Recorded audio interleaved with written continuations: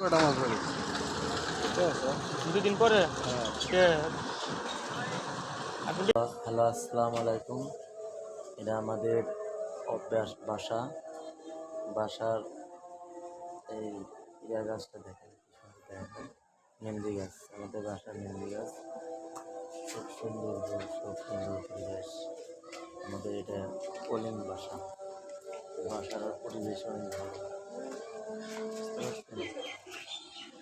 Hello guys, আমাদের বাসা, আমরা যে বাসায় থাকি এই বাসার পরিবেশ, ঢাকা শহরের পরিবেশ আমাদের বাসা অনেক সুন্দর লাগে, ভালো লাগে। মানে পেঁপের গাছ আছে, আরও ইত্যাদি অনেক কিছু আছে, মেহেন্দি গাছ আছে, আরও ইত্যাদি আরও অনেক কিছু আছে।